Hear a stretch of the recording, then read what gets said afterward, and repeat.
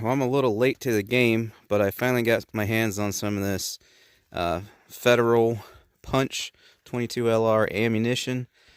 So perhaps a lot of you guys have already seen it, but this will be my first time firing and testing it. It's a 29 grain flat nose, sorta. Oops. Okay. Advertised velocity from a 2-inch barrel, 1,070 feet per second.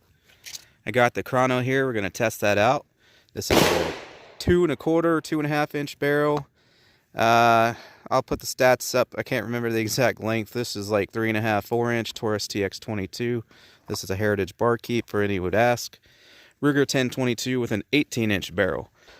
So the idea behind this is that with that flat nose, it gives you a little bit of punch as compared to a round nose. So if it's low velocities from something like this, it's still going to give you a decent permanent wound cavity, whereas a hollow point that doesn't expand at all is just going to be like a round nose going through. So we'll test it out of the short barrel, test it out of this medium length barrel, and we'll test it out of a rifle barrel in my gel today, see what it does. Of course, we'll chrono it like I said.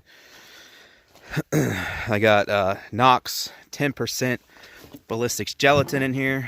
It is BB calibrated. It came in right at about 3.7 inches. The acceptable tolerance is between 3 and 3.75. I'll show that in a second.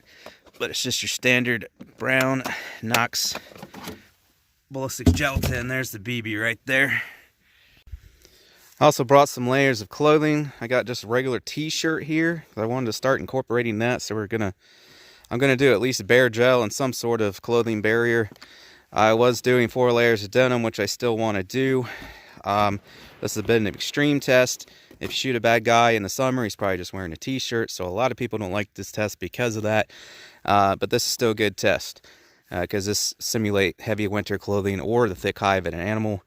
So we're going to hit it bare, and we're going to hit it with one or the other of these, maybe both if I can. Although I don't think it's really going to make a difference because there's no hollow point to open. However, here very shortly, I am going to compare these to CCI Stinger and Aguila. Everyone always, yeah, you didn't say that right. Aguila Super Maximum, because a lot of people think this is the best round for personal defense or just whatever you would use it for out of a pistol. Personally, I think the Stingers and or the Super Maximums do a little better, but that's why I'm going to do a gel test coming up here real soon where we're going to compare all 3 together. So that's probably enough yapping. Let me get my table set up here and we'll get started. All right, before we get that gel set up, let's get some chrono readings, and this of course will be in feet per second. A little too zoomed in there, but we'll start out with the short barrel first. Then we'll do the TX22 with the medium barrel, and then the rifle.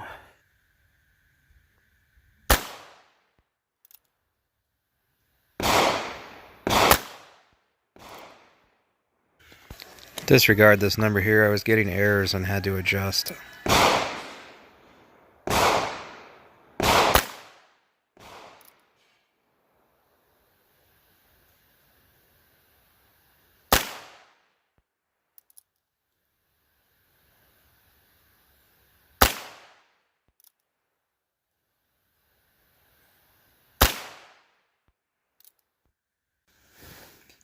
Now the TX22.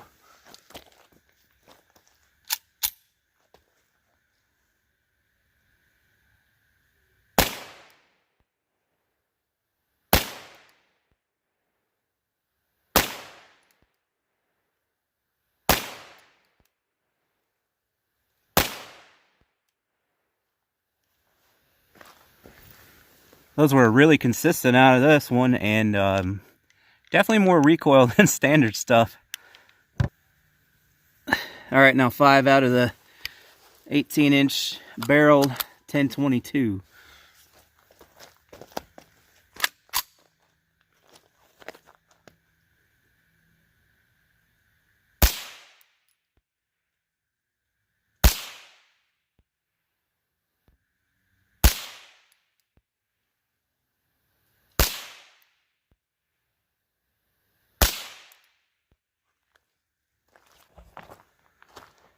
Alright, this is gel set up.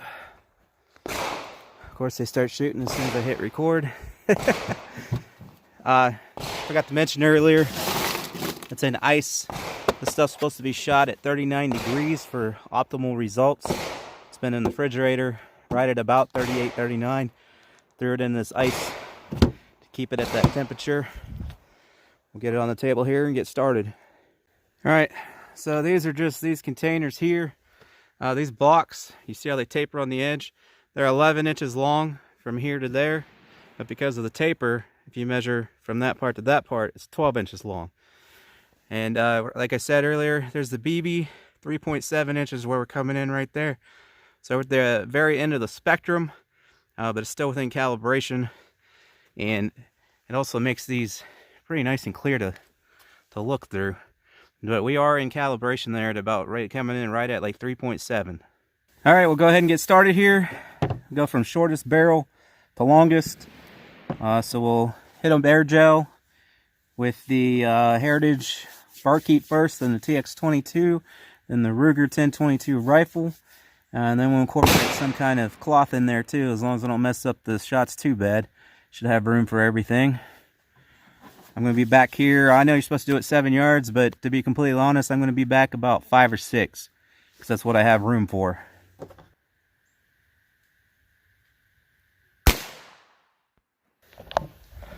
Went a little high on that shot, but still contained it all. That's all right.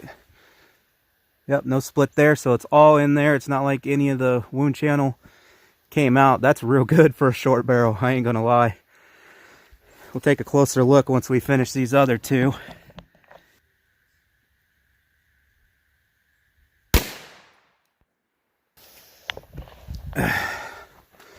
There's a quick look out of the TX22. I meant to hit this a little more over here and this a little more center. Try to get the rifle along the edge here.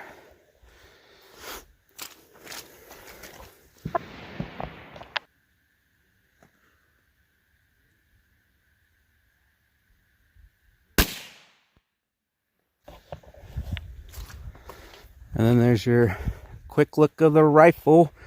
Let's check them out in more detail. Alright. First thing you might notice, the rifle didn't go as far as the pistols. There's good reason for that.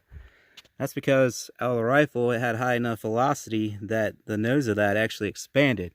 So it made it a wider projectile, which gave it more drag. So even with the increased velocity, it didn't go as far. That's also why you have this much bigger permanent wound cavity right here as soon as it hit, because that thing just mushroomed out. Now, one thing I'm noticing here, lower velocity from the short barrel, we got a bigger permanent wound cavity than a slightly higher velocity from the TX22. The reason for that is because that bullet tumbled. It might be facing forward there now, and see, this one's even backwards, but it must have tumbled at a later moment in the block. Yeah, right there, you can see it. So that's what happens when they tumble. Sometimes bullets will tumble, sometimes they don't. A lot of times when a bullet tumbles, it does more damage from tumbling than it does from the hollow point opening. And that's exactly what happened here and there. This one tumbled sooner in the block, so it was carrying more velocity and did more damage. Then it righted itself and stopped there. Then out of the TX22, this one also tumbled, but it didn't tumble till much later in the block, so it was traveling at a lower velocity at that point. So that's why the damage from it tumbling isn't as significant as this, because it tumbled later when it was going much slower. And you can even see this one's backwards. So but before I measure the penetration here, real quick, just to hit on this again, that's pretty much the extent of the damage you're getting, these thin tracks here with that Federal punch, unless it tumbles. I don't know how often they tumble. At the end of this video, I might shoot a bunch into the back of this one to see how many of them tumble. But if it's a guarantee, which nothing's ever a guarantee, but if it tumbles 90% of the time, then I guess that's what you can expect at different depths. But if not, you're just getting that. And then, of course, this is massive from the rifle because it mushroomed out. But let me get those measurements for you real quick. Okay, we're at about 15 inches on the first one. Second one from the TX22 coming in at about 17 inches there, and surprisingly we have some bounce back even though this is not clear ballistics. And then from the rifle, because of that massive energy dump right there and the expanded projectile, coming in 9 1/4 roughly. Alright, so like I said, with those being a flat nose, they're going to be somewhat barrier blind. So I'm just going to go ahead and do the 4 layers of denim because I don't think the t-shirt's going to change it at all. In future videos where I'm testing actual hollow points that can clog up, I'm going to try to do bare gel, t-shirt, and denim. But I don't think it's not going to make a difference here today. So I'm just going to go ahead and do the 4 layers of denim, which I also don't really think is going to make a difference, but we'll see. That t-shirt definitely wouldn't make a difference though, because we're not shooting hollow point ammunition. All right, same order, but with 4 layers of denim.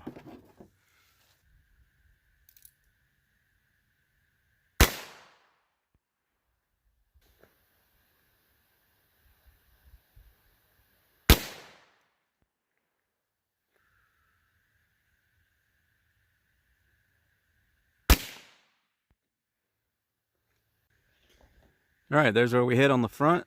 There. Went a little low on this one because I knew this one was lower. There's our entrance holes. You can see that we drug denim into the gel. Some in there too. Rifle's a little harder to see, but it drug some in too. And the wound channels through the pistols, they look different. I think what happened was that when it hit these 4 thick layers of denim here, it hit that and it caused them to wobble a little. At least that's what I'm gathering from that. Unless that's just all tumble, and then maybe it's not as graphic as this because they slowed down some from going through this. Who knows? Because you see there, this starts to pedal out right there, clear through the back of this block. And it's sitting face forward, it looks like. But through the TX22, it did it also, but not for as long. And you can see this one is setting in there backwards. So that one for sure tumbled. So I'm going to guess it's what these channels are. The pedaling or flowering or whatever you would call it. So I think that this one from the barkeep, maybe it just tumbled twice and then corrected itself, which is why that permanent cavity that's rather large is so long compared to the TX22. Maybe that only flipped once. But definitely less violent feathering, cracking or whatever after passing through these 4 layers of denim. So that's an interesting effect. And then on the rifle,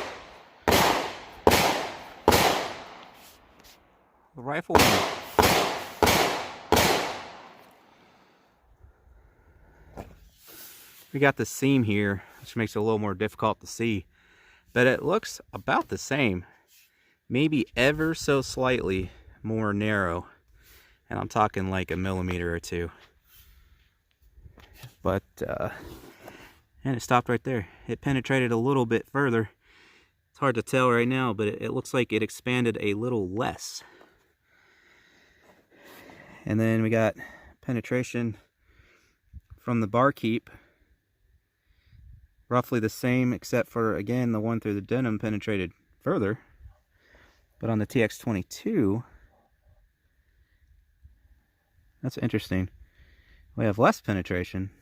All right, so I'm going to carefully remove these so we can inspect them. And then I'm going to do what I said earlier. I'm going to turn this around, and I'm just going to put several in through the face with a pistol to see if they all tumble, or if some of them just leave little zips and some of them leave massive because they tumbled or what. But all right, so these are the ones that came out of the short-barreled barkeep. The first one was bare gel. Then the second was through the 4 layers of denim. TX22, bare gel, 4 layers of denim. And then from the rifle, bare gel, 4 layers of denim. Alright, so I got the the gel flipped around. So we got some relatively unscathed gel here. Here's where I plucked some of those out. So here's what it looks like before we start. I think I'm just going to use the little revolver, since those are advertised velocity from a 2-inch barrel, and that's a 2 something.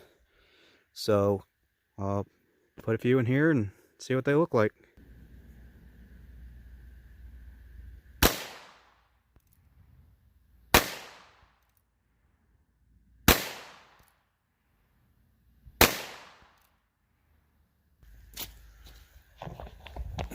Alright, let's see what happened.